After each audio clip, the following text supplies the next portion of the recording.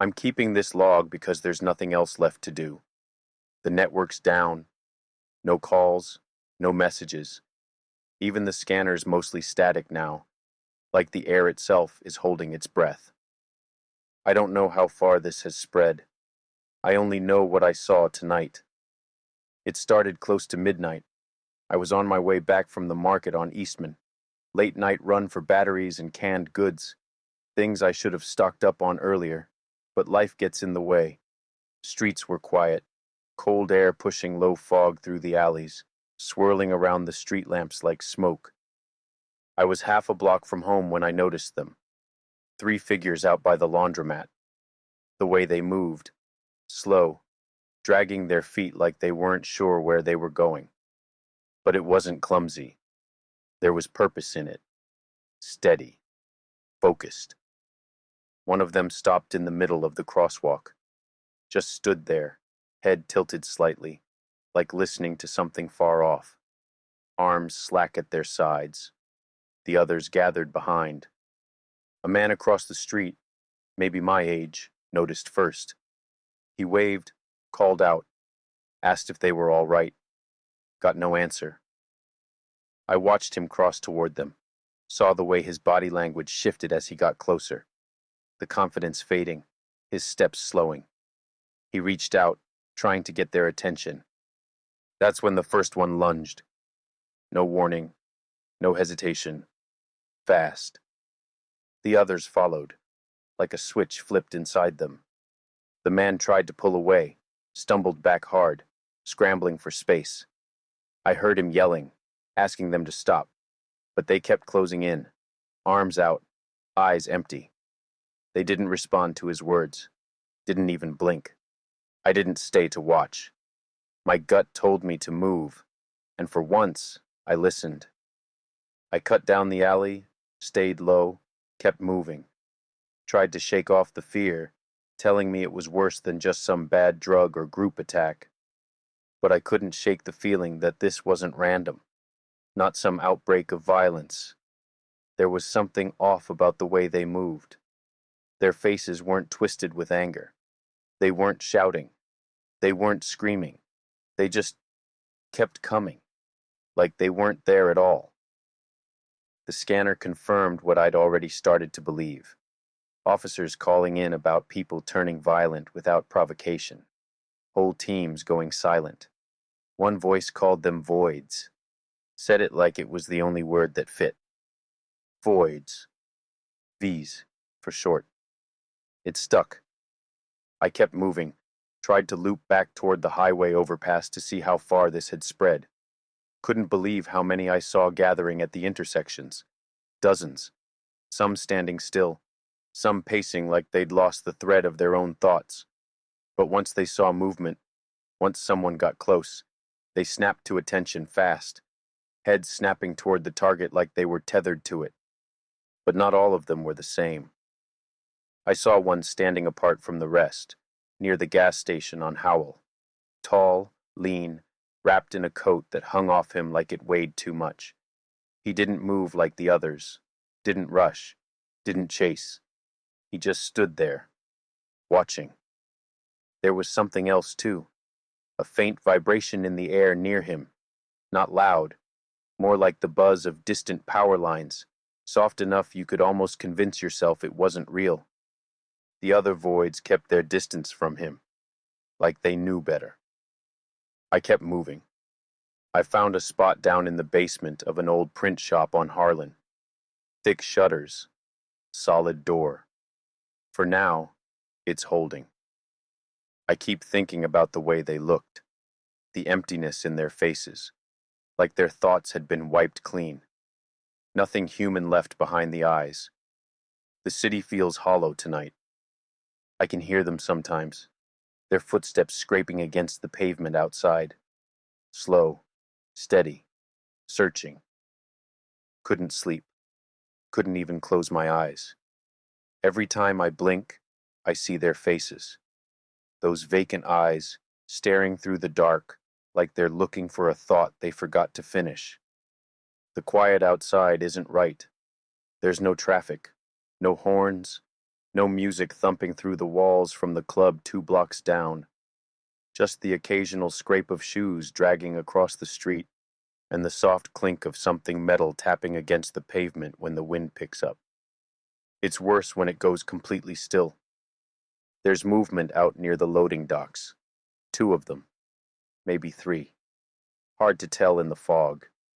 They wander in these strange half-circles, slow at first, then one will suddenly change direction, as if they caught a scent. I watched one of them stop at a smashed-out window, just stood there, staring inside like waiting for someone to come out. When they move, it's not frantic, not wild. It's patient, like they know there's no need to rush. Saw a car try to push through down on Mason Street about an hour ago. A little sedan, maybe 3 people inside. I could hear the tires screeching as they tried to weave between the stragglers. Honking like that was going to change anything. The V's turned fast, every one of them within earshot, locked on the sound, like magnets snapping to steel. The driver floored it, but one of them got caught on the hood. Didn't let go. Didn't even look bothered. Just clawed at the windshield with both hands, smearing the glass with the tips of their fingers as the car dragged them down the road. I heard the impact when they lost control. Didn't see what happened after that. I'm not sure how long I was watching before I noticed one of the V's standing near the edge of the lot was staring my way. No twitch, no stumble, just eyes fixed straight at me. I ducked down behind the crates, held my breath so tight my ribs started to ache. I stayed there a long time, long enough that my legs cramped up. When I finally risked a glance, the V was gone. I don't know if it saw me, or if it even sees the way we do. I keep thinking about what makes them turn. It's not always the same. Sometimes they're slow, aimless, like leaves blown across a field. Other times, they snap to life, sprinting like every joint and muscle is fighting not to come apart. It's the eyes that get me. They aren't wild. They aren't afraid. They're blank, like looking into a mirror smeared with fog. I don't know if it's infection. I don't know if it's something worse. I haven't heard the humming again. Not since that one out by Howell. But I can't shake the memory of the way the air felt around him. That quiet pressure just under the skin, like the sound was waiting to come back, waiting to push through the walls. There's a group across the street in the old bakery. 4 of them. Survivors. I don't think they know anyone's watching. They've blocked the doors with shelves and chairs, but I can see their flashlight beams moving past the cracks in the boards. They're arguing. Can't hear the words, but the gestures give it away.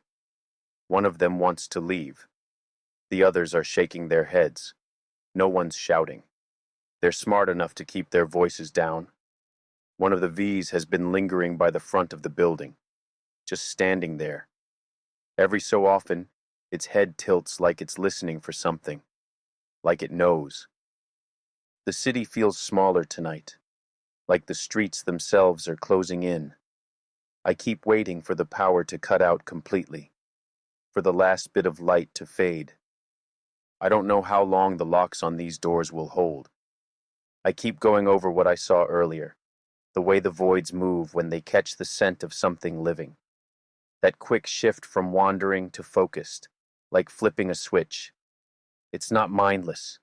It feels intentional, like they're being guided, or maybe pulled. I'm trying not to think about what happens if one of those humming ones finds this place. I'm trying not to listen for it. I'm trying. The sun came up about an hour ago. You wouldn't know it by looking outside. The fog's thick enough that the buildings across the street are just smudges in the gray. Light filters through like it's fighting to get in. Pale, sickly, no warmth to it. It's colder than it should be. Damp. Feels like the moisture is sitting right on my skin, refusing to evaporate. Every breath leaves condensation on the metal door by the loading dock. I haven't moved from this spot since last night. The group across the street is still in the bakery. Haven't seen their flashlights in a while. One of them pushed a chair through the boarded window around dawn, tried to peek outside, but they ducked back down fast. The V that's been circling the front of their place didn't move much during the night, but I watched it drift closer to the door when the boards creaked under that chair. It's patient. That's what scares me most about them. The patience. It's like they know we can't sit still forever. Like they're just waiting for the moment someone makes a mistake. I caught another glimpse of one of the faster ones near the gas station, tearing through the fog at a full sprint toward something I couldn't see. It's the way they switch. Slow, wandering, aimless, and then all at once, focused, alive with motion. There's no warning. I keep checking the scanner, flipping between channels, still static on most. A few broken calls bleeding through now and then. Half-finished words, cut off mid-sentence. The last one I caught was someone shouting about a barricade failing down near the transit station. Couldn't make out much after that. One of the officers on an earlier frequency kept repeating, "Don't let them get close." Said it again and again until his voice cracked. The line's been silent since. I don't know if it's the same everywhere. I only know what I see. The streets are cluttered now. Abandoned cars angled wrong in the intersections, doors hanging open like the drivers just stepped out mid-commute. Trash drifting on the wind, piling in the gutters. A bicycle tipped on its side at the corner, one wheel still spinning slow from the breeze. The V's are still roaming, some in pairs, some alone. Their eyes always half-lidded, mouths slack. They don't groan. They don't talk. They just drift until something wakes them up. I watched two of them fight over a piece of cloth caught on a fence. Not with anger, but with this weird, absent determination, both tugging until one gave up and walked away. The one that won just kept pulling at the cloth long after the other was gone, over and over, like they didn't know what else to do with their hands. There's something about that. The repetition, the way they linger on meaningless actions when they're not chasing, like something inside is stuck on a loop. I've been thinking about what triggers them. It's not just movement. Sound matters too, but not always. I saw one stand 2 feet away from a bottle rolling across the sidewalk, not reacting at all. But when a door creaked half a block away, its head snapped toward it like it heard its name. I think it's attention, focus. They don't notice everything. But when they do, it's like flipping a switch. I haven't seen another of the humming ones since the figure near Howell. But there are whispers coming through on the scanner, bits and pieces about others showing up across the city. People calling them different things. Some say harvesters. Some say sirens. Nobody seems to agree on what they are, just that they aren't the same as the V's. I can feel the weight of this place settling in. The basement smells like dust and damp ink. Old printers pushed into the corners, the walls lined with shelves sagging under boxes of paper stock. I keep the lights off. Don't need to give anyone another reason to look this way. It's too quiet when they aren't near.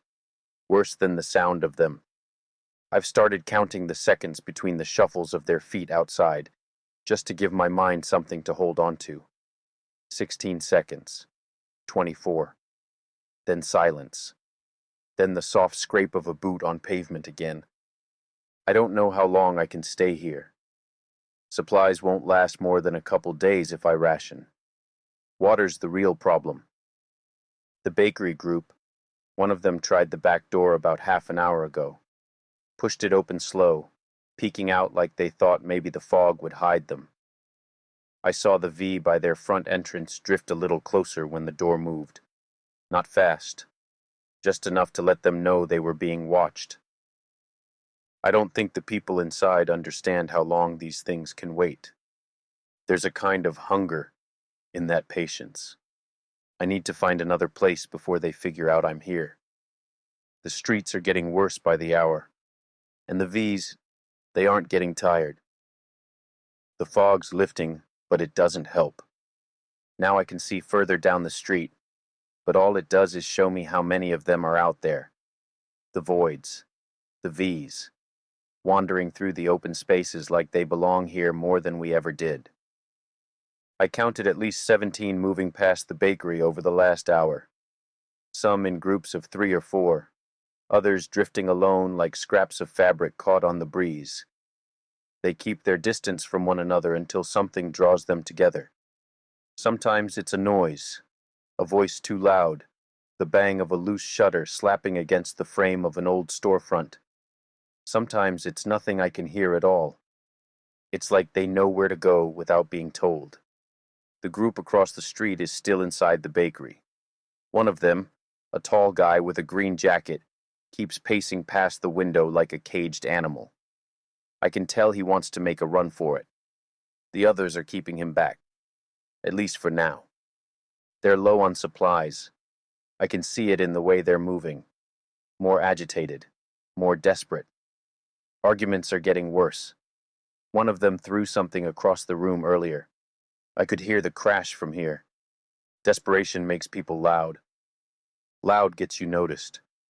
The V's by their front entrance have doubled since dawn. 2 more drifted over while they were yelling. They just stand there, swaying a little, that vacant look frozen on their faces like they're waiting for the door to open. I tried to block it out, focused on the scanner again, flipping through the channels. Most of the chatter's gone now.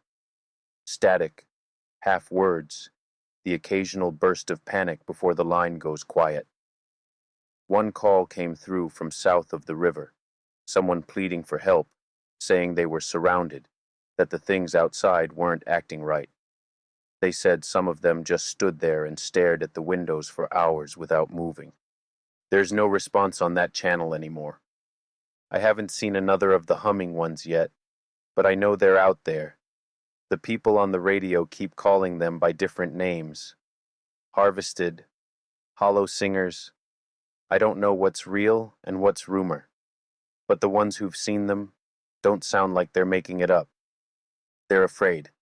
The regular V's are bad enough, but the ones that hum, they change the way the air feels.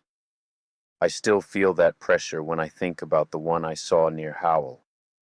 Like something buried under my ribs, waiting. I tried to get some sleep, lay down behind the supply shelves, kept the door chained, lights off. Couldn't do it. Every creak of the building makes my shoulders lock up. Every shifting shadow outside the boarded window pulls my eyes open again. There's no real rest here, only waiting. The city's starting to feel hollow, like all the weight's drained out of it, leaving just the shell behind. There's a truck down by the corner of Ellis and Vine. Box truck, back doors open wide. I can see crates tipped over inside, contents scattered into the street. One of the V's climbed into the back about 10 minutes ago. Still there now. Kneeling, hands pressed against the floor of the truck, like it's searching for something it can't find. The others ignore it. It's strange, the way they move when they aren't hunting. There's this emptiness to it. Repetition for the sake of movement. Like their bodies are trying to remember what it felt like to be something. I wonder if they know they're hollow. The bakery group tried the back door again. Same tall guy pushing hard against the others to leave. He thinks the fog lifting means it's safer now. I can tell by the way he's pacing. But the moment they even crack that door, the V's out front shuffle a little closer. One of them pressed their forehead against the glass earlier. Just stood there like that, face against the window, motionless, watching. The bakery's not going to hold them much longer. Not with how tense it's getting in there. Someone's going to snap. Someone's going to make a move. And when they do, the V's will be waiting. I don't know how long I can stay here either. There's no food left in the break room. just half a case of bottled water tucked behind the shelving. The batteries in my flashlight are starting to go soft. I've been turning it off as much as possible to stretch them. I keep going back to the same thought. These things aren't random. They don't just wander. They're pulled. I don't know if it's by sound, or by scent, or by something else entirely. But they always find the ones who think they're safe. I can hear footsteps again outside the loading dock. Slow, measured, not hurrying. They don't need to. They know time is on their side. The sun's higher now, but it doesn't feel like midday. There's no warmth in it. The light's thin, sick-colored, pooling against the sidewalks, like it's afraid to reach the buildings. Shadows fall sharp across the pavement, and the spaces between them feel deeper than they should. The bakery group finally made their move. It started with the tall one, the guy with the green jacket, same one who's been pacing the whole time. You could see it building in him for hours, the way his hands couldn't stay still, the restless shuffle from one boarded window to the next. It wasn't loud when it happened. I don't think they wanted it to be. I watched him slip toward the back door, slow at first, careful. He had his hand on the handle before one of the others caught on. A woman, younger, thin-build, hair tied back. She grabbed his arm, shook her head, but he yanked away from her hard enough to send her stumbling into the wall. The others tried to stop him, not all at once, not with shouts, just hands, gripping at his jacket, pulling him back. But the door was already cracking open. I could see the light pushing in through the gap, feel the tension, even from across the street. The argument didn't last long. Whatever words were said got lost beneath the sound of the latch coming loose. One of the V's out front, one that had been standing almost perfectly still all morning, jerked its head up fast the moment the door creaked open. It didn't charge, didn't rush, just started drifting toward the alley where the door faced out. Then another one noticed, then two more. The group inside panicked. I could see them scrambling, trying to push the door shut again, but it was too late. The first V was almost there by the time they forced the door closed. I heard the soft, dull thud of its weight pressing against the frame. The tall guy backed off finally, his hands shaking as he stepped away from the others. One of them hit him hard, open palm, across the face. Not out of rage, more like desperation, the kind of strike you give when you're too scared to do anything else. The V's didn't break in. They haven't tried. They're just standing there. 4 of them now, gathered by the back entrance, swaying just a little, faces tilted toward the door, waiting. It's the waiting that gets under my skin. They don't pound on the walls. They don't claw at the doors. They just linger, knowing. I can't stop watching the group inside, the way they're folding in on themselves, huddling tighter against the boarded windows, speaking low enough I can't catch the words. You can feel the fracture lines starting to spread between them. The blame, the fear. It's easier to fall apart when the thing at your door won't even try to break it down. I've been sitting here for what feels like hours, watching, thinking about moving. My legs ache from crouching so long behind the shelving, but I haven't stood up yet. I keep telling myself the bakery's going to be the first to crack, that I've got more time than they do. But time doesn't feel steady right now. It feels like something thin and brittle, ready to snap if I lean on it too hard.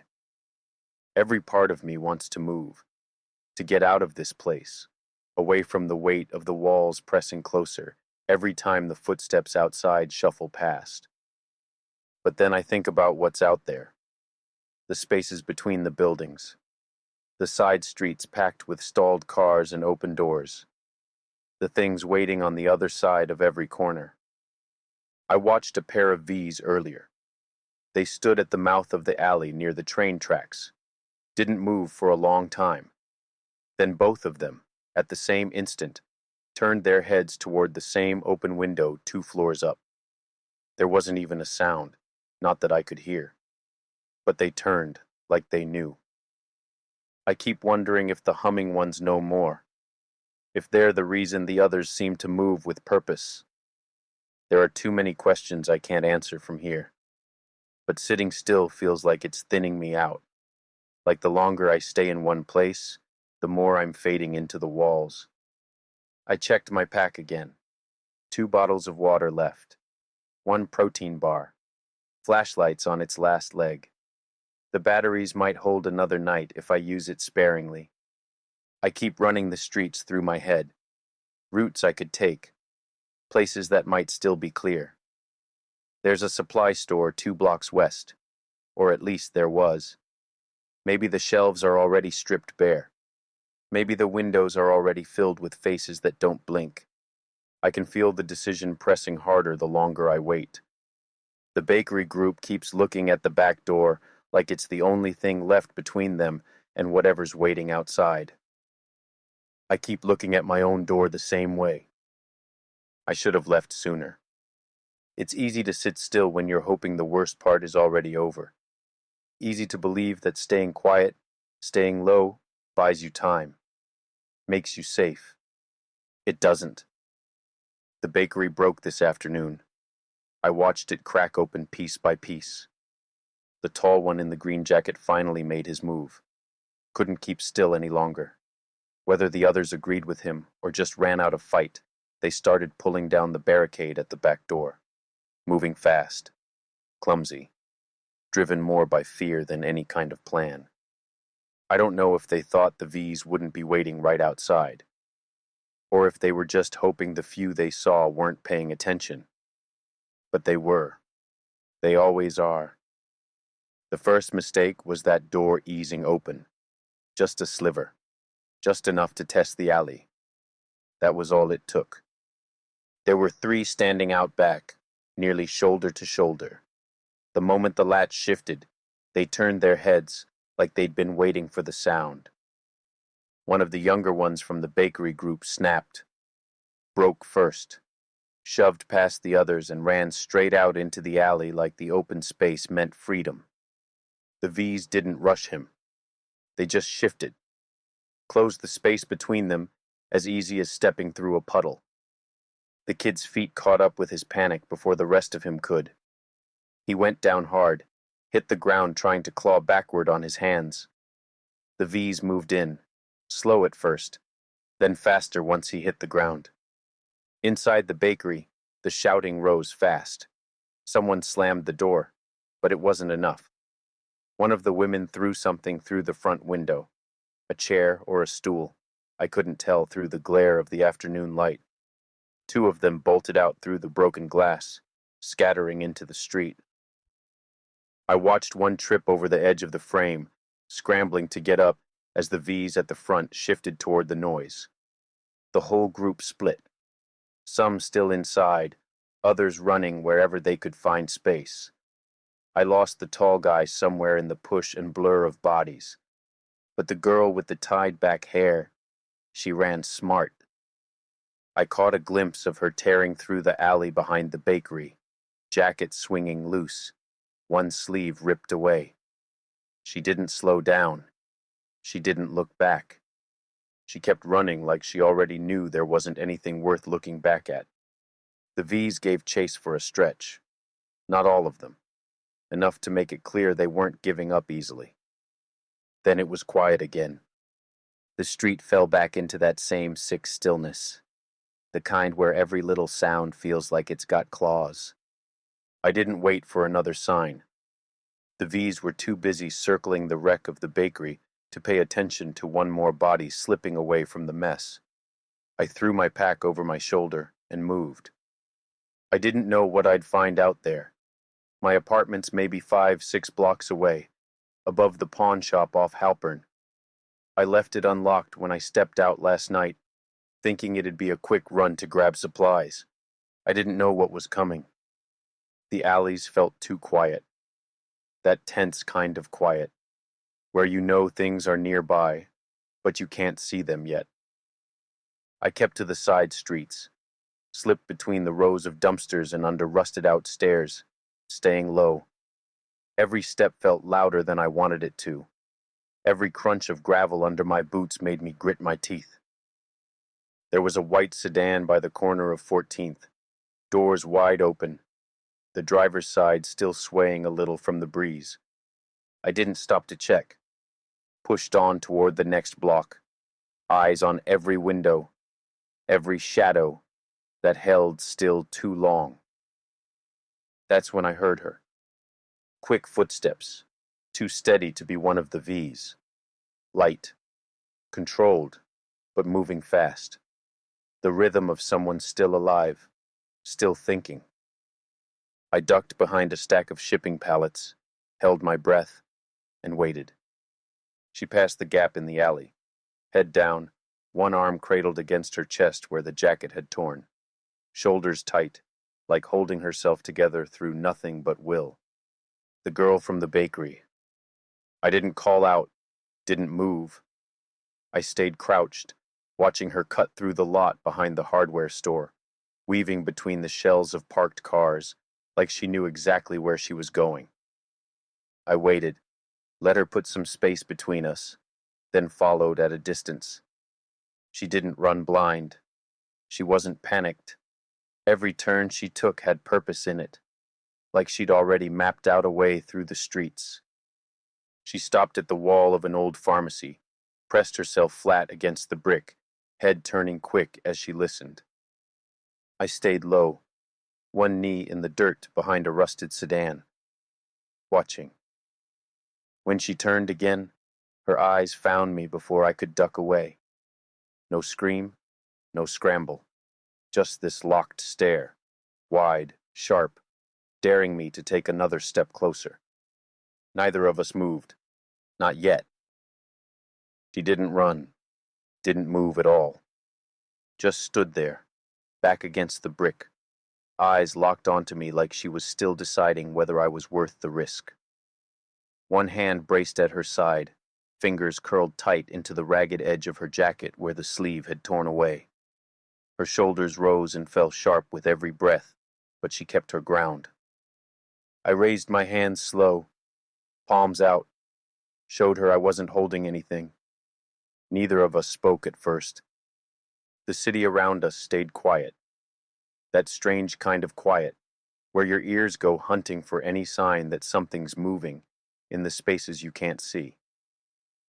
I kept my voice low when I finally broke it. I'm not one of them. She didn't answer right away. Her eyes flicked down the alley behind me, checked the corners before settling back on my face. Could have fooled me, she said. Sharp, tight. I couldn't blame her for the edge in her voice.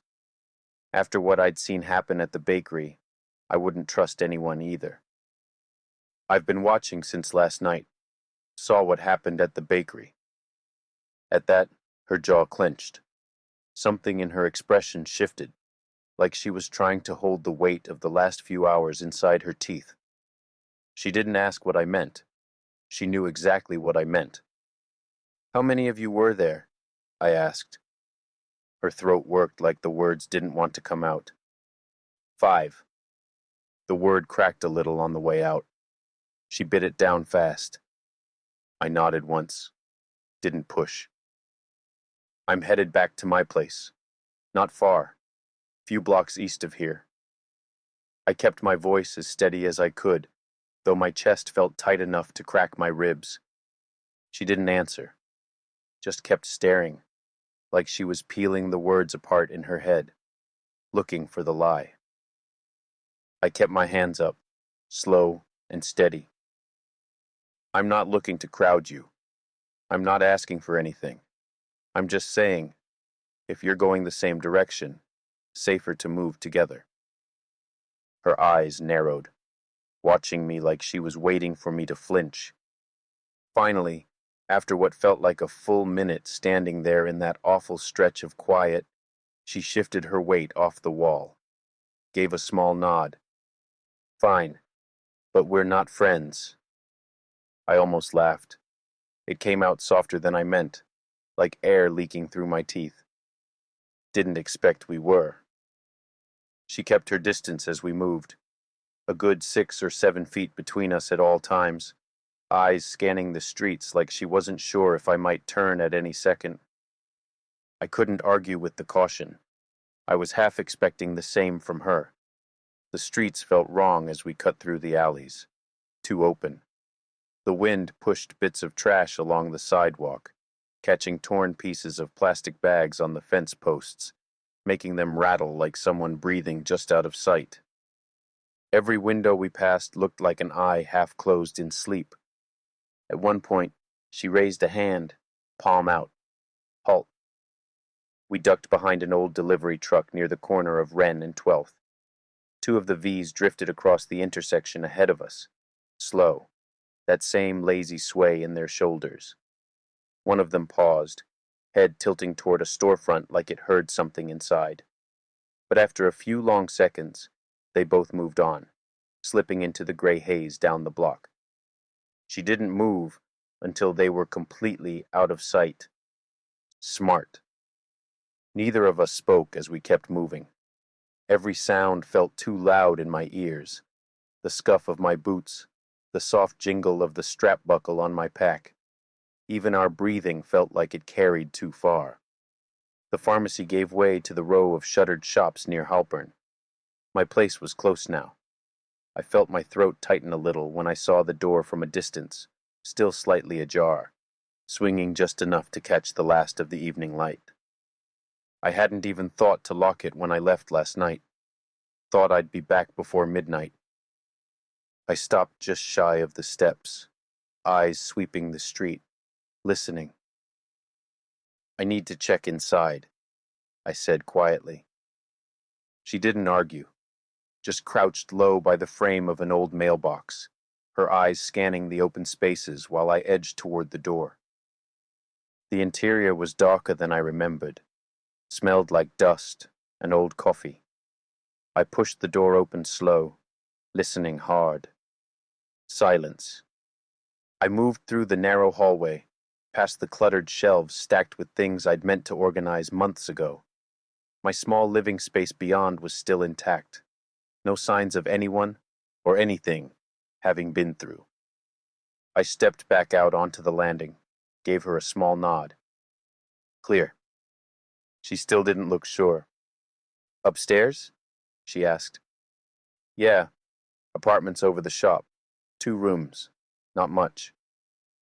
She hesitated just long enough that I thought she might turn and run again. But then she followed, still 7 feet behind.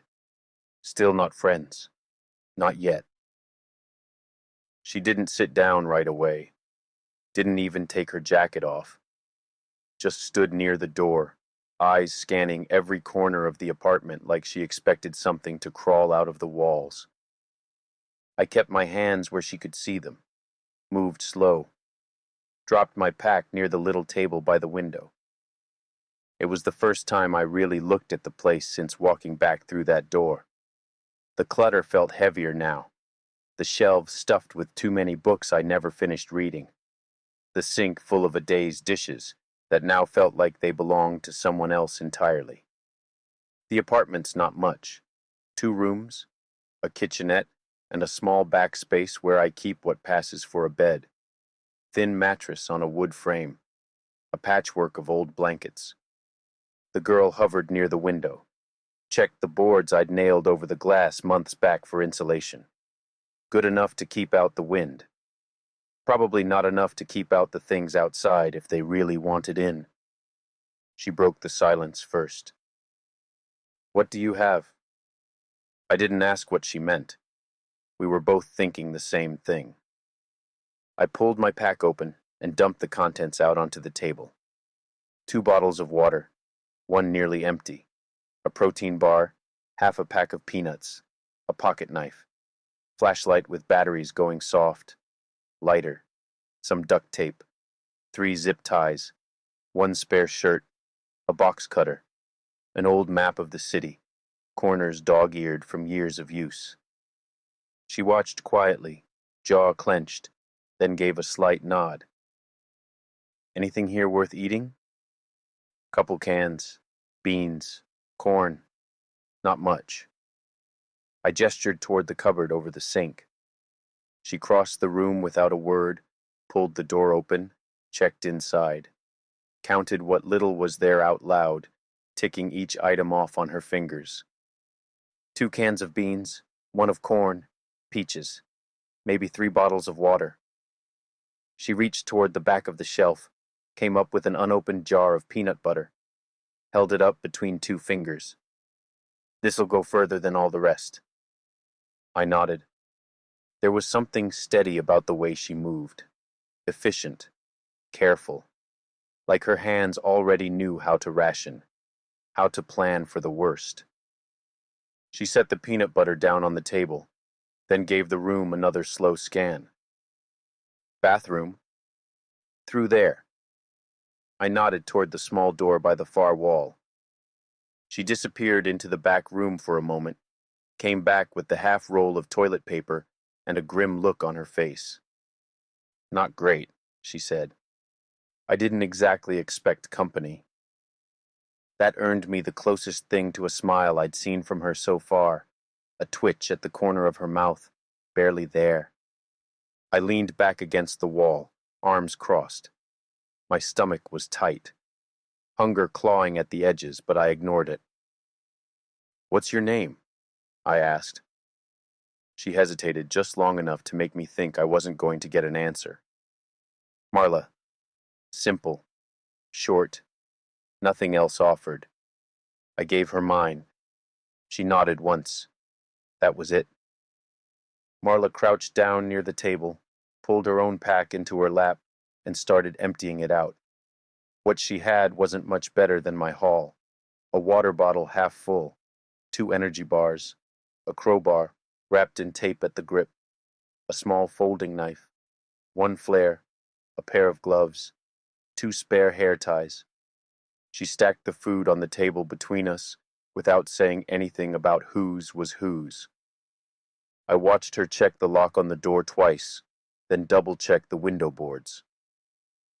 I was thinking about heading out again tomorrow, I said. Quiet, measured, testing the air between us. For what?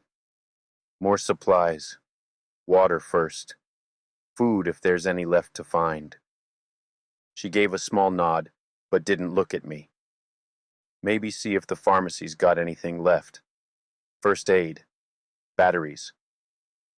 Marla leaned back against the wall near the window, arms across her chest, watching me like she was still weighing whether I was worth trusting.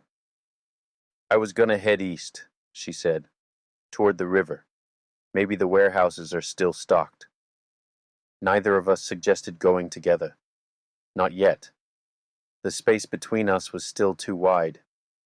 She reached into her jacket pocket, pulled out a single loose bandage, creased and worn from being carried too long. Got anything like this? She asked. Few gauze pads, some aspirin, bare bones kit. She nodded again, more to herself than to me. I could feel the weight of the air settling between us, the things we weren't saying pressing harder than the things we were. The plans hung there, mine to the west, hers to the east. Neither of us said it out loud, but we both knew moving alone was a risk. The night pressed in outside the boarded window. I could hear the soft drag of something passing through the street below. Slow feet, the scuff of shoes against pavement. No rush, just waiting. Marla stayed close to the wall, knees pulled up, eyes half closed, but never fully relaxed. Her fingers kept brushing the crowbar's handle like she needed to remind herself it was still there. I turned the flashlight over in my hands. The batteries would last the night if I kept it off. Maybe. Tomorrow would be another problem. For now, we had this room, these few supplies, and the thin, uneasy truce between strangers. We didn't really decide out loud. It just sort of happened between the silence. I caught Marla checking the door a third time before she finally eased down against the far wall, eyes half closed, head resting back like she might try for sleep. But even then, her hand stayed close on the handle of that crowbar. Neither of us slept much. The first light creeping through the cracks of the boarded window was thin, gray, soft enough to make the room feel colder than it already was. We ate quiet, half a protein bar each, sips of water just enough to wet the throat. I was the first one to say it. We should go together. She didn't answer right away, didn't look at me either, just nodded, slow. I could tell she'd already come to the same conclusion. Alone, the odds were worse. Neither of us trusted the other enough to say so, but trust wasn't the point. Survival was. The pharmacy was only a block and a half from the apartment. It was the obvious first stop. The streets outside held that same calm. Too still, too hollow. Like the city hadn't caught up to the fact that the world had started breaking. The V's were out there, scattered. Some wandering slow through the intersections, others standing stock still along the sidewalks like they'd forgotten what they were supposed to be doing. Marla moved low and quiet, crowbar in hand, her eyes sharp, always sweeping the corners. I kept behind her, checking every window, every alley mouth. We stayed to the shadows, hugging the lines of the buildings, slipping between abandoned cars. The pharmacy sat on the corner of 12th and Howard, windows still intact, but the front door ajar. Someone had gotten here before us. Marla crouched by the doorway, listened, held up one finger. Wait. We both stood still, breath held. Inside was quiet. No movement. But that kind of quiet makes you listen harder, makes you doubt your own ears. She slipped in first. I followed. The place was half turned already.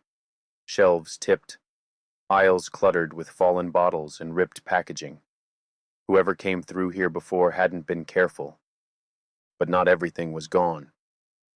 The first aid aisle still had a few essentials tucked high on the back racks.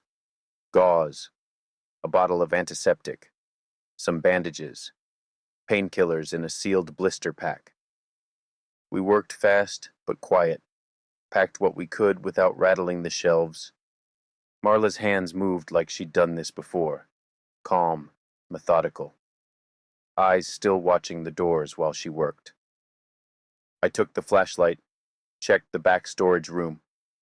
Half the place had been stripped bare, but the shelves behind the counter held a couple of water bottles. Expired, but still sealed. Found a small, dented box of surgical gloves. Tossed it into the bag. We didn't speak until we were back at the door, crouched low behind the front display shelves. One of the V's is out there, Marla whispered, voice barely above breath. By the mailbox. I peeked through the crack between the shelves. She was right. One stood maybe 20 feet out from the entrance, head low, arms loose at its sides, rocking a little, like swaying to some rhythm we couldn't hear. It wasn't looking at us. Not yet. Marla motioned left, back toward the alley behind the store. We slipped out the side, moving soft on the balls of our feet, keeping the door from creaking as we eased through. The back alley was clear. 2 blocks to the warehouse district from here. She led the way, crowbar still tight in her grip, jacket zipped high against her neck. Her eyes kept cutting toward the side streets, scanning for motion. There was something in the way she moved, like the pace was just slow enough to keep from making noise, but ready to sprint at the first wrong sound. The fog was thinning as the morning crept up, but the air stayed heavy. The streets felt pinned down by the weight of what wasn't being said. Neither of us talked much as we moved. Crossing 5th, we spotted 2 more V's half shrouded in the shadows of an old bus stop. Both stood perfectly still, heads tilted toward the pavement like they were listening for something underground. We slid between a line of parked cars, waited them out. They didn't shift, didn't seem to notice us. Marla didn't relax even after we cleared the intersection. The warehouses sat quiet on the east side of the river. Big steel doors chained, but some of the loading docks hung open just enough to slip through if you crouched. We paused behind a dumpster, crouched low, while Marla leaned against the rusted container, breathing slow. "This is where I was going," she said, voice flat, eyes on the line of buildings ahead. "Thought maybe there'd still be stock here. Food, tools, anything useful." I nodded. Checked the street one more time. "Worth a shot." She gave me a quick look, then stood. "I'll go first." I didn't argue. We moved toward the loading dock, the space between us steady but narrowing, the weight of the day pressing down on both of us the same way.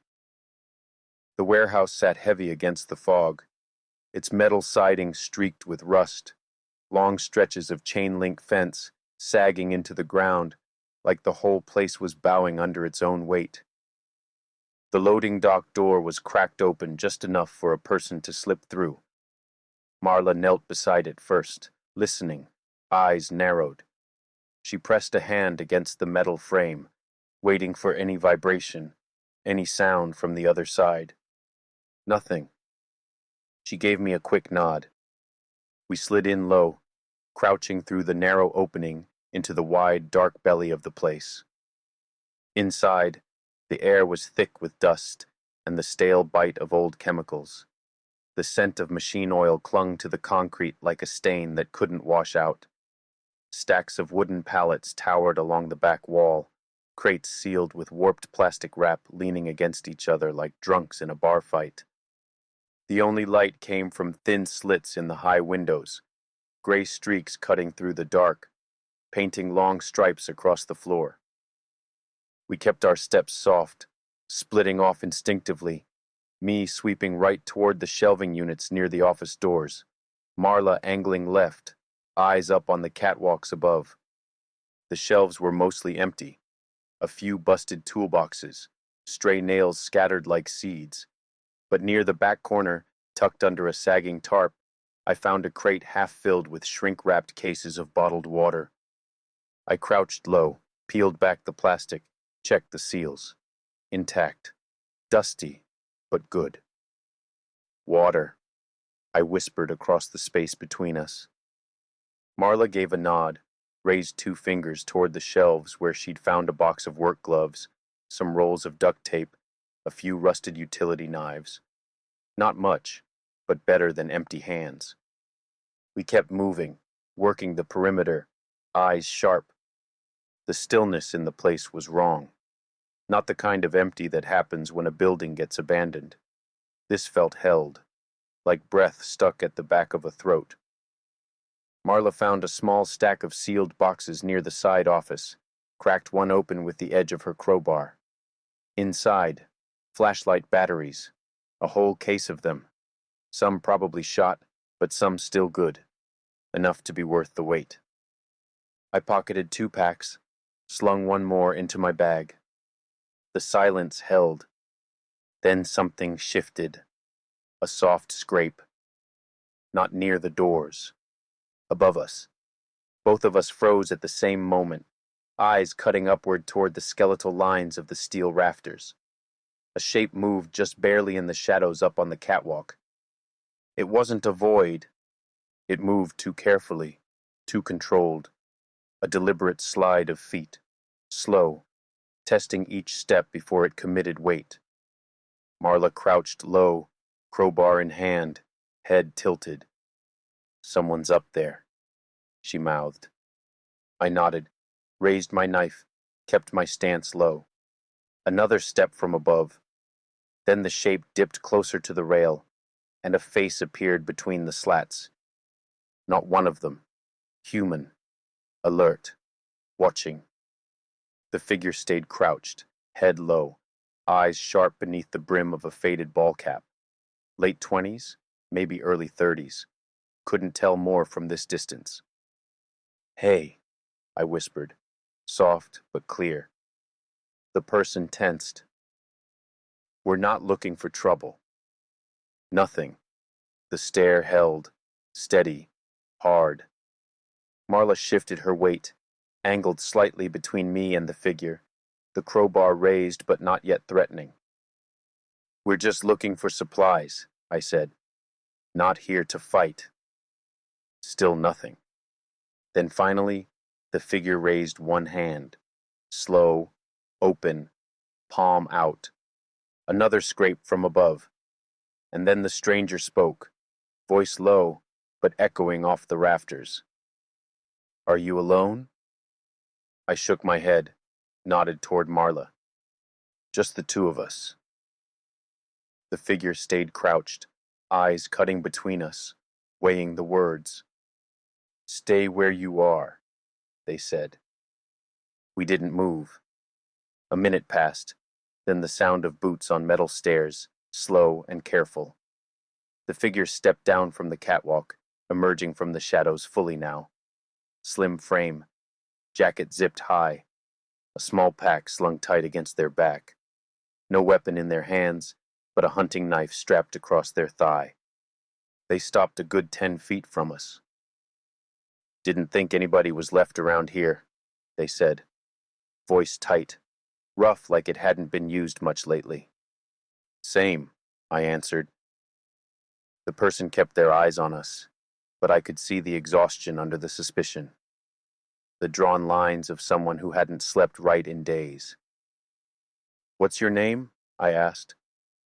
The figure shook their head. "Doesn't matter." Marla didn't lower the crowbar. Neither did I. "We're not here to take from anyone," I said again, slower. "Just trying to survive the same way you are." The person's shoulders dropped a little, not quite relaxing, but not as rigid. "There's not much left in here," they said. "I've been through most of it." "Found some water?" Marla offered, voice still cautious. The stranger gave a nod like they already knew. Then the figure's eyes narrowed, turned their head toward the far-loading dock door. "You bring them here?" I followed their gaze. The alley outside was still, but the fog was moving a little different now, pressing, drifting slow like something was stirring inside it. Marla's grip tightened on the crowbar. "What do you mean?" The figure didn't answer right away, just stared out through the crack between the dock doors, shoulders tensing again. "Something's out there." The stranger's eyes stayed locked on the crack in the warehouse door. His shoulders were rigid, head tilted like he was listening for something we couldn't hear. Marla shifted her weight, keeping the crowbar raised between us and him. I kept my knife low, steady, watching both of them. "Who are you?" she asked again, sharper this time. The man didn't answer right away. His eyes flicked toward us, measuring. His voice, when it came, was rough from too much quiet. "Isaac." Simple. No last name, no apologies. "I'm trying to get to my boat." That caught me off guard. I stared at him. "A boat?"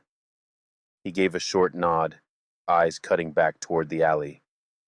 "There's an island up north, middle of the river.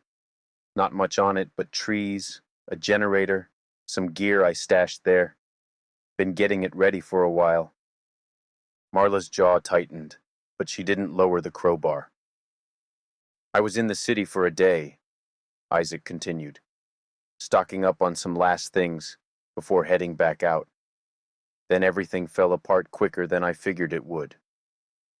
It made sense, the way he'd been hiding up on the catwalk, quiet, waiting. Not someone caught off guard, someone who'd been planning for something like this all along.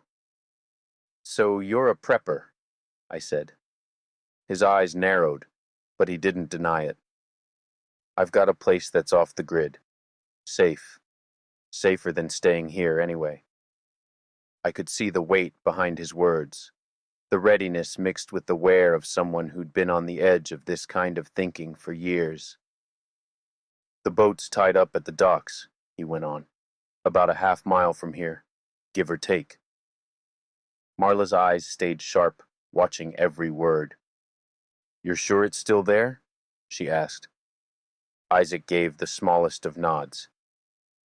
"It was when I checked last night." I could feel the tension in the air between the three of us. Trust was a luxury none of us had the room to afford, but the offer of a way out was too big to ignore. "You didn't expect it to be this bad," I said. Isaac's gaze drifted toward the rafters. I knew things could get ugly, just didn't think it would happen so fast.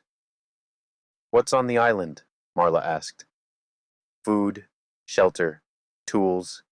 It's not much, but it's enough to keep going, at least for a while." Neither Marla nor I spoke for a moment. Isaac's eyes snapped back toward the door.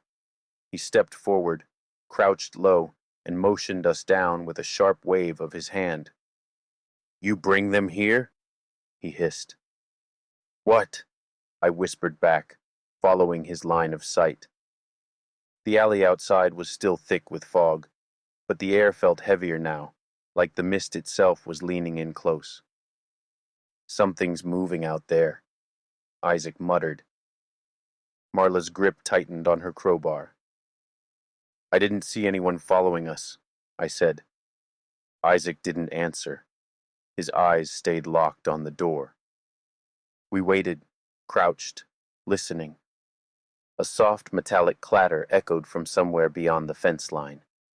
Not footsteps, not breathing, but something moving through the trash and debris outside. Isaac motioned toward the back of the warehouse, signaling for us to stay low and keep quiet. The tension in the room thickened with every heartbeat.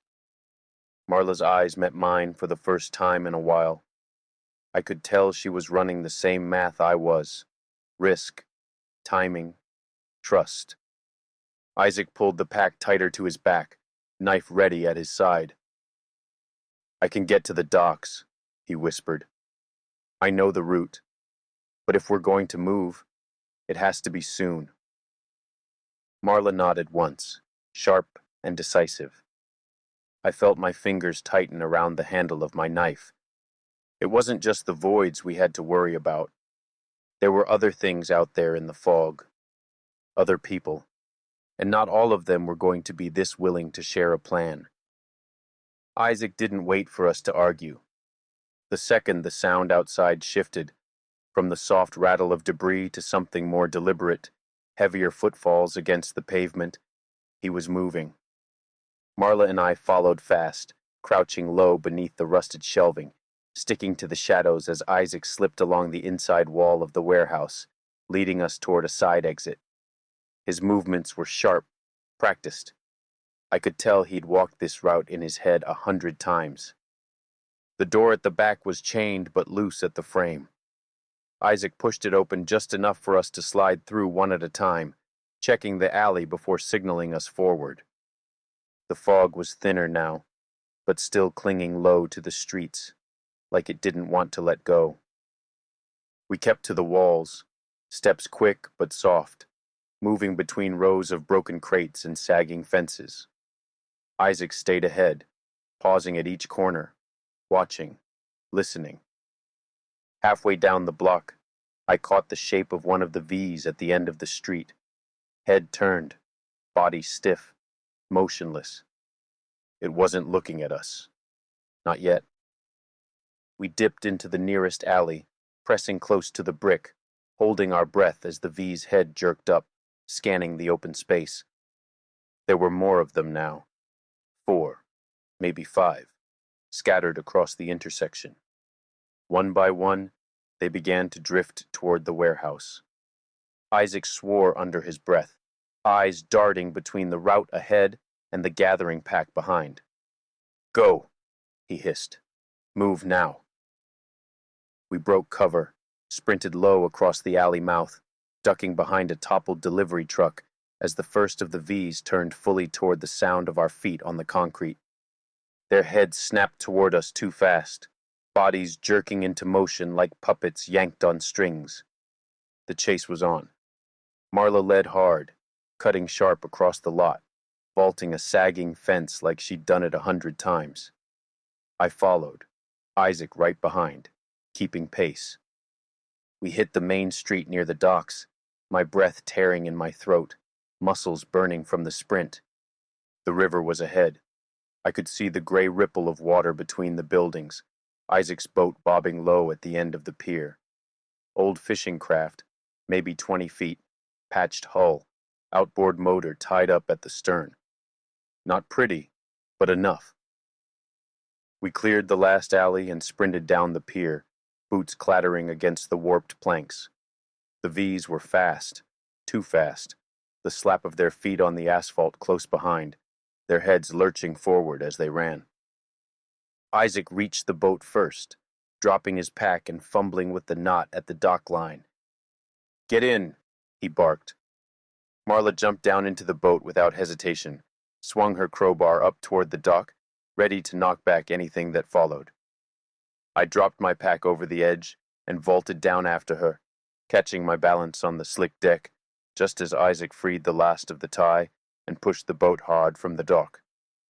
The nearest V hit the edge of the pier, just as the boat drifted out, arms flailing, head snapping toward us with that awful stillness in its face.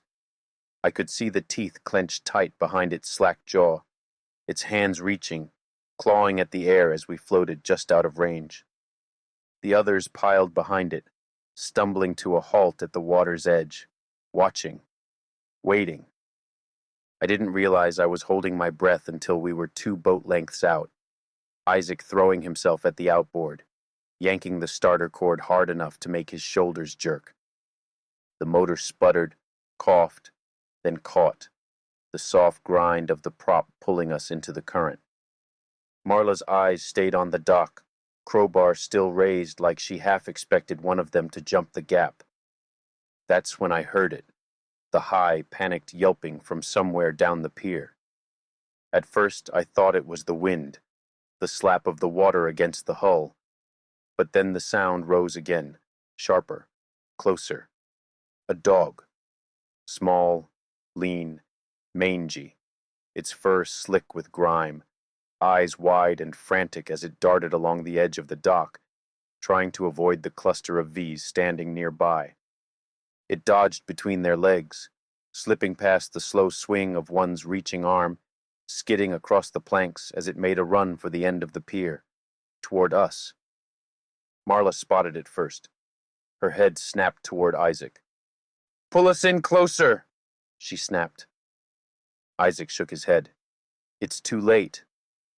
But the dog kept running, hard, fast, the wild look in its eyes, not panic, but fight.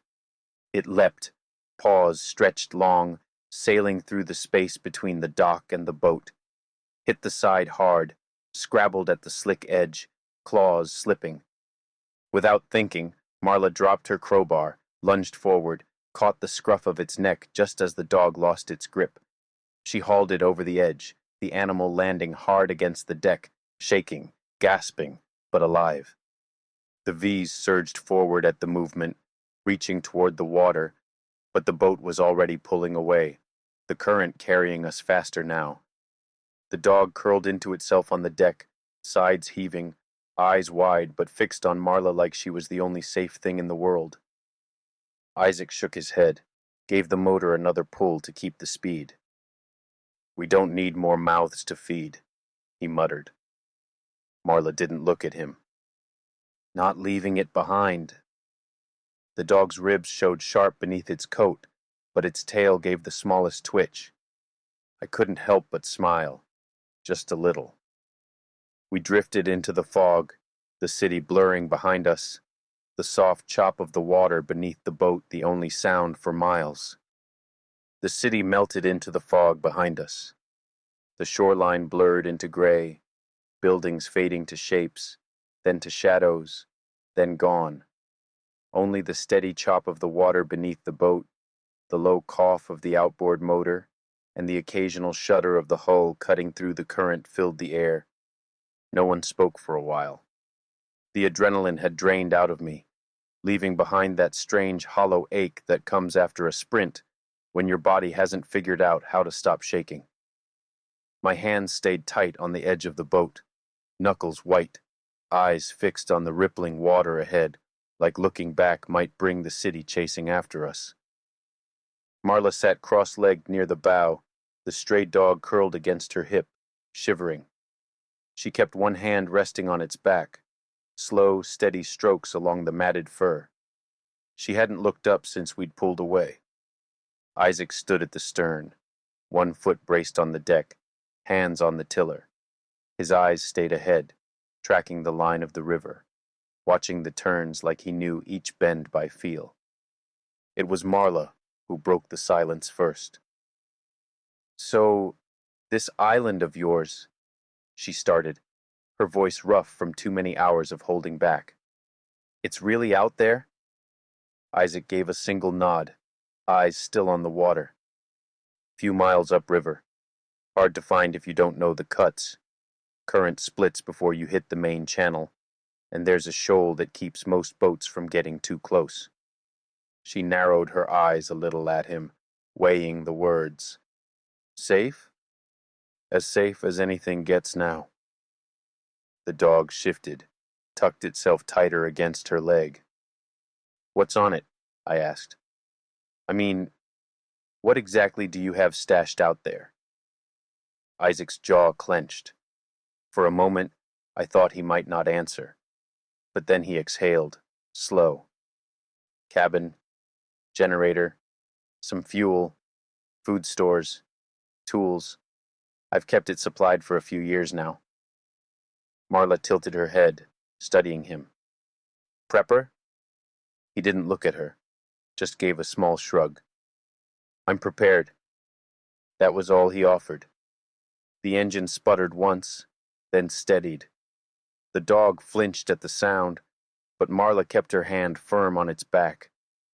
I leaned back against the gunwale, stretching my legs, feeling the stiffness set into my knees.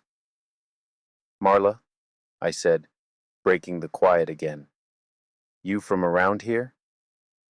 She gave me a look like she wasn't sure if answering was worth the breath, but after a pause, she nodded. "West Side. Worked at the salvage yard on 8th. Grew up a couple blocks from there." Her eyes drifted toward the water. Wasn't much, but it was home. Her hand never stopped moving along the dog's back. I nodded, letting the weight of that sit between us a moment before I spoke again. "I worked maintenance at the plant off Franklin, kept the water systems running. Long hours, bad pay." I gave a dry smile, but there wasn't much humor in it. "Had a place not far from where we first ran into each other," I added. "Didn't think I'd be gone long when I stepped out last night." Marla's gaze softened just a little. She didn't smile, but something in her expression thawed. I looked toward Isaac. "You?" His hands flexed once on the tiller. "I do a bit of everything." It wasn't an answer. It wasn't even close. Marla caught the dodge, too. Her eyes narrowed slightly. "Everything doesn't usually get a man set up on an island with a stocked cabin and a bug-out plan." Isaac's gaze stayed fixed on the river. "I'm not everything." I waited for more, but he didn't offer it. "You gonna tell us what that means?"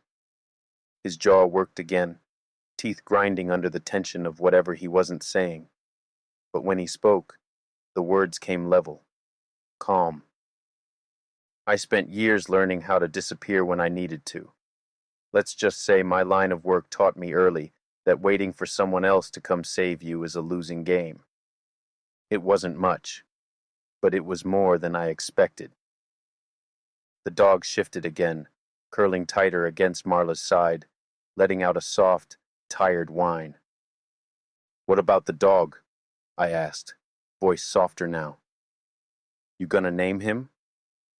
Marla glanced down, brushed a strand of hair back from her face. "Don't know yet," she muttered. "Got more important things to worry about." Isaac nodded toward the bow. "We'll reach the first split in another mile. After that, we cut west, stay low in the shallows. The fog thickened again as we drifted forward.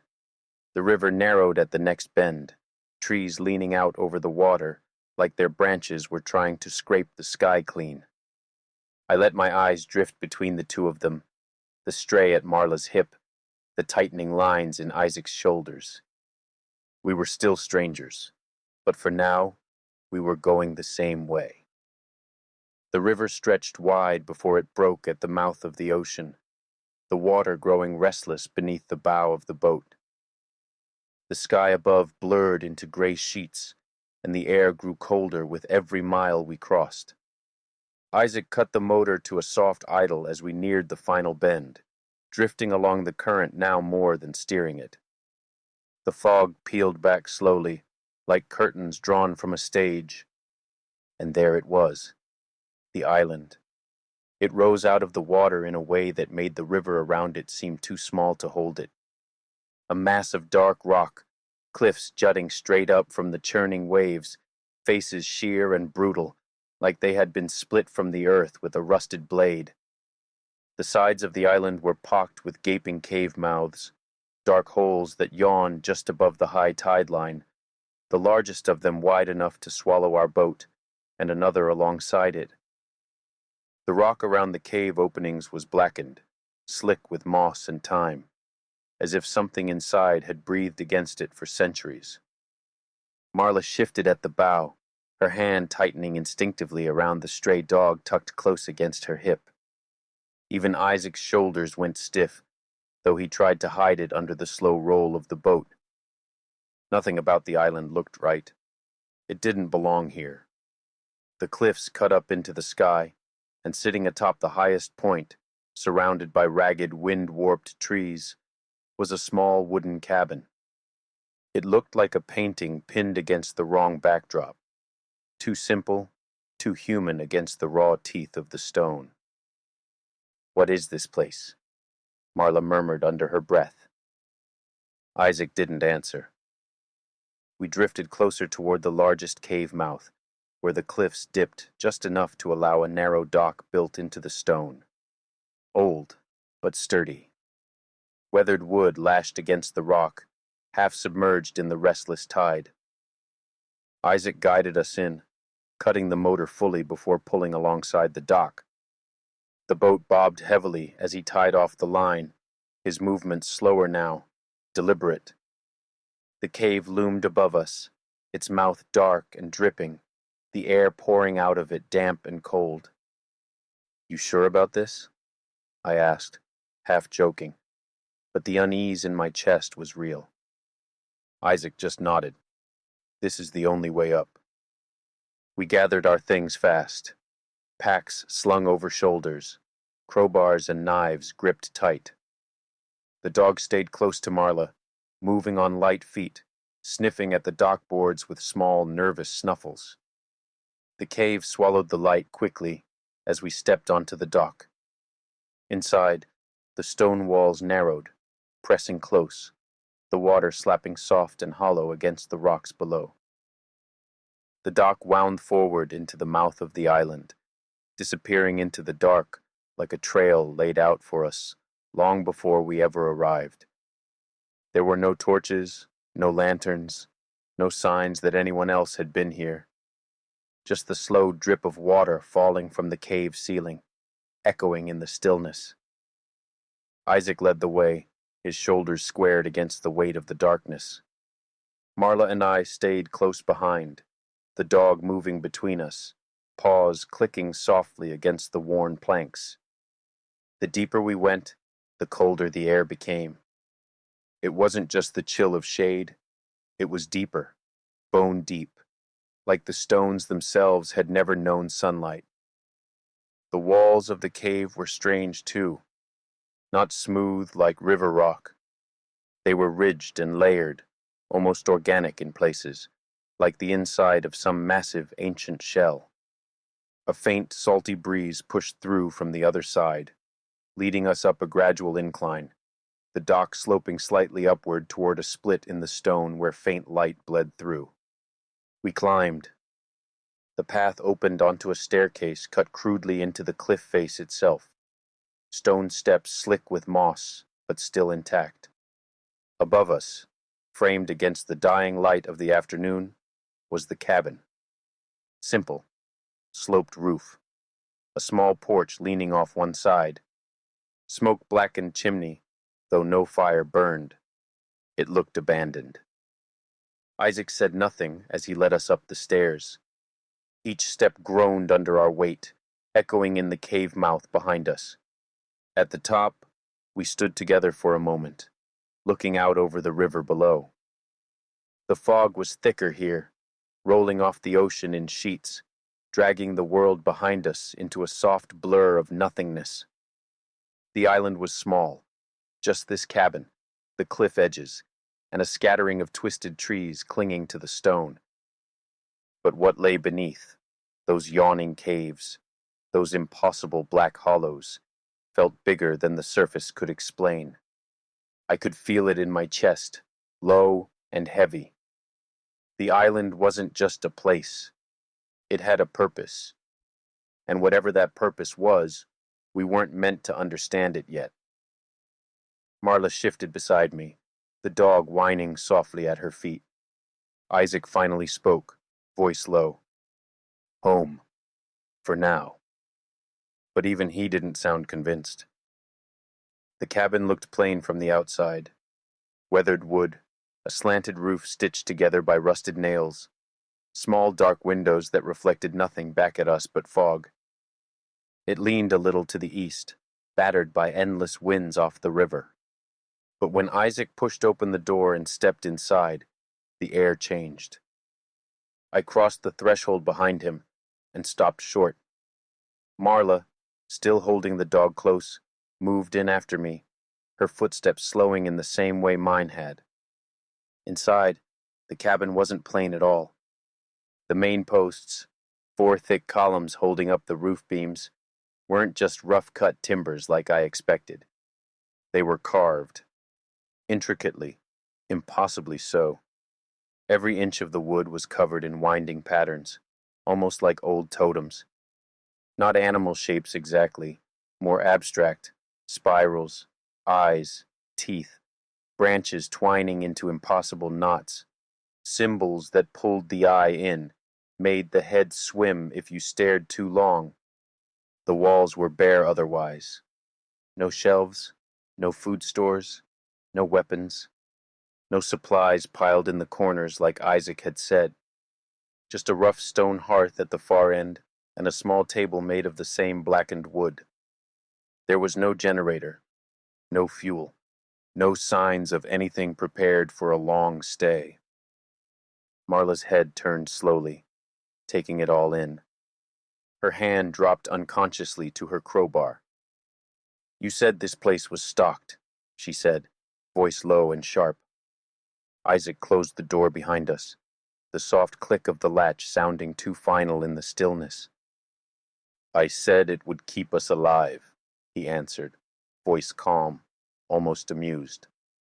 I never said it would be easy. I watched him cross the room, boots making dull thuds on the warped floorboards. He ran a hand over one of the carved posts, fingers tracing the spirals. These weren't made by the first people who found this island, he said, almost to himself. They were already here. Marla stiffened. What are you talking about?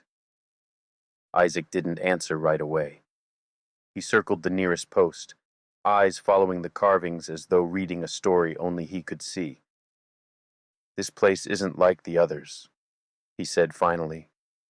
It's older, deeper. He glanced at us then, a quick, measuring look. Long before the river carved its way here, long before the ocean reached the mouth, this island, it was already waiting. Marla frowned. You're telling me you knew about this? Before all of this?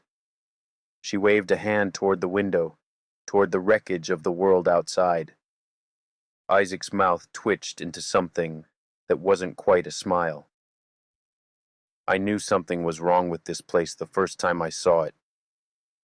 He ran his hand down the post again, slow, reverent. Most people would pass it by, call it bad luck, feel the wrongness under their skin, and move on without knowing why. He tapped the base of the post lightly with his knuckles. But some places don't let you go once they have you. The dog whimpered softly, pressing tighter against Marla's leg. She shushed it absently, but her eyes never left Isaac. "You never planned on living here long, did you?" I said, the words landing heavy between us. Isaac shook his head. "No one stays long. Not up here." There was something about the way he said it, the weight behind the words, that made the hairs on the back of my neck lift. "So why bring us here?" Marla asked. Her voice was razor-edged now. Isaac leaned against the wall near the hearth, arms crossed loosely, looking older than he had in the city, like the island itself had settled on his shoulders the moment we landed. "Because out there," he gestured toward the door, "you won't last. Not the way things are changing." "What's changing?" I asked, though part of me wasn't sure I wanted the answer. Isaac's eyes found mine, and for the first time, I saw the exhaustion behind them, the knowledge he hadn't shared, the weight of secrets. "You think what's happening out there is natural?" he asked, voice low, almost kind. "You think the V's, the things moving through the streets, are some accident of a broken world?" Marla shifted her weight. I could feel her trying to decide whether to bolt or fight. Isaac's voice dropped even lower. "There are older currents beneath all this, older tides." He pushed off the wall and walked slowly toward the back of the cabin.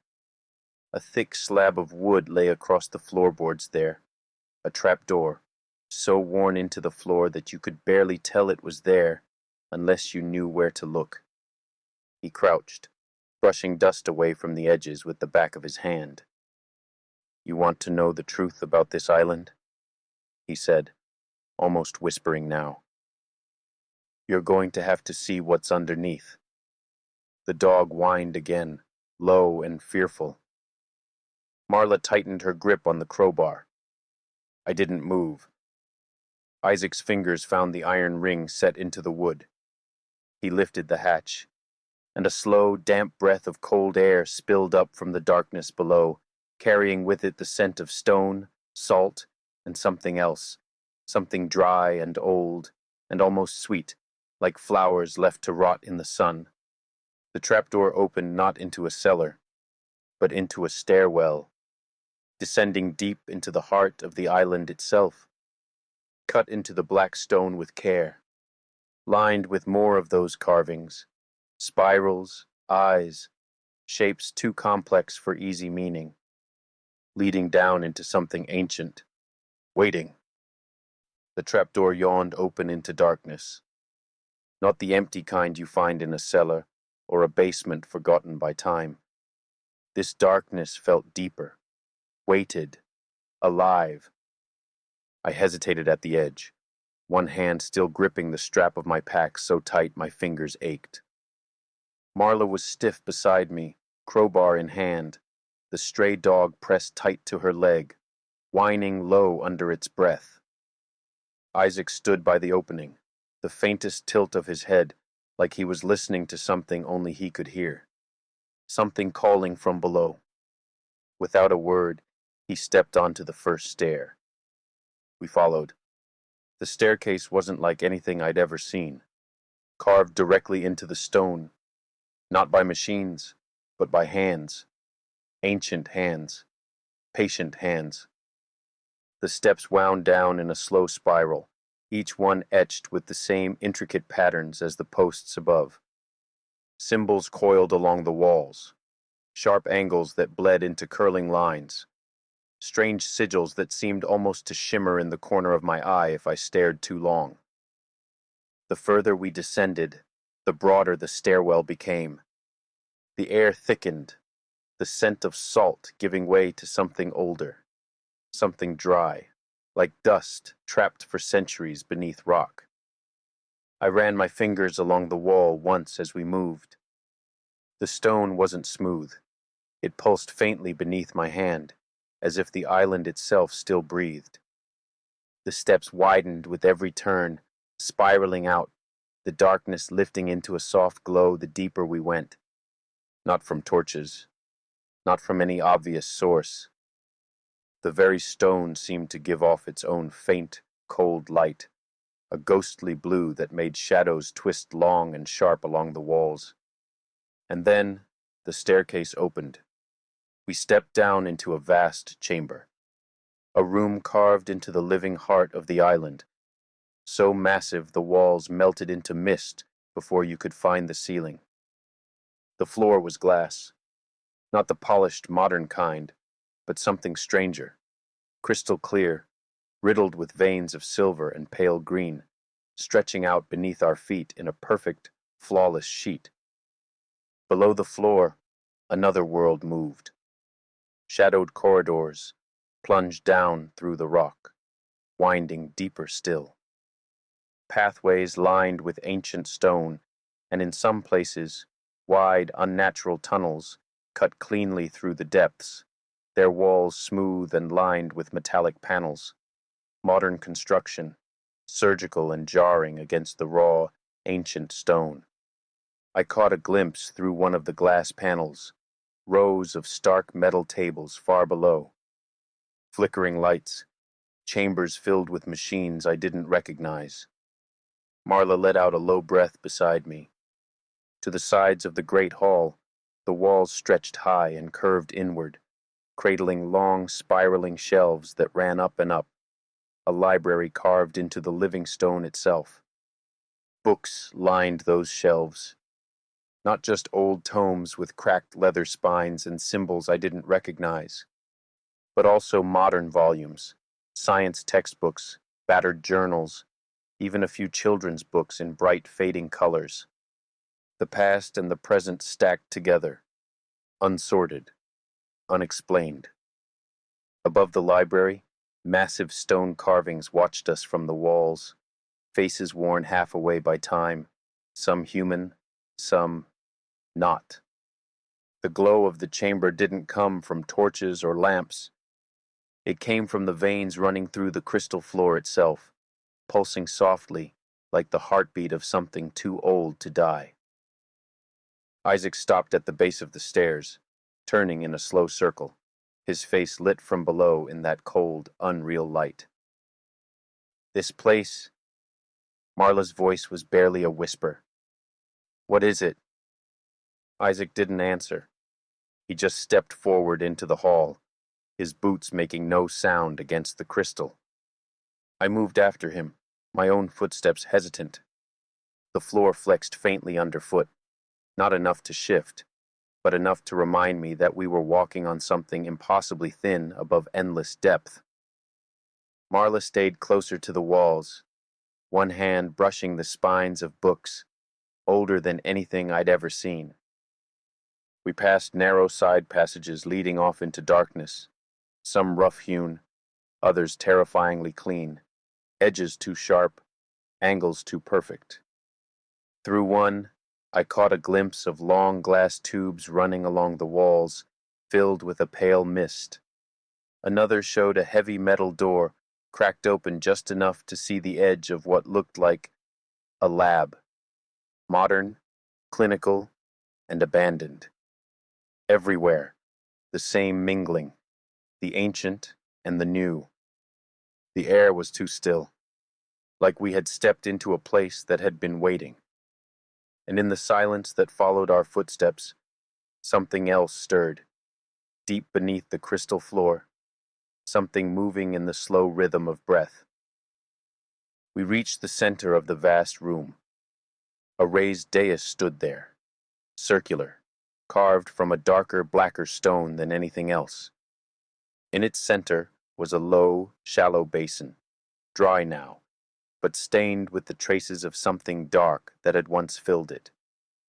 Etched into the stone around the basin were the same spirals, the same curling symbols, but here they burned brighter, the faint light threading along the carvings like veins pumping unseen currents. Isaac knelt by the basin, ran his fingers lightly across its rim. His voice, when it came, was quiet, filled with something I couldn't place: awe, fear, acceptance. "This place is older than memory," he said, "older than any history we've written." I stepped closer, drawn despite myself. "What is it?" I asked. Isaac's eyes lifted to meet mine. A slow, grim smile tugged at the corner of his mouth. "A vault," he said. "A garden." His hand brushed across the basin. "A cradle." He stood. "And maybe something worse." Before Marla or I could speak, the crystal floor beneath the dais flickered, like a light fluttering behind thick glass. The air shifted, the cold deepened, and from somewhere beyond the furthest tunnels, a sound rose up, low and slow, not mechanical, not human. Something waking, something old. The light in the crystal veins began to pulse faster. Isaac turned to us, face suddenly grim. "We're not alone down here anymore." The dog growled low at Marla's side, ears flat, and the floor beneath our feet thrummed, a slow, relentless heartbeat from the depths below.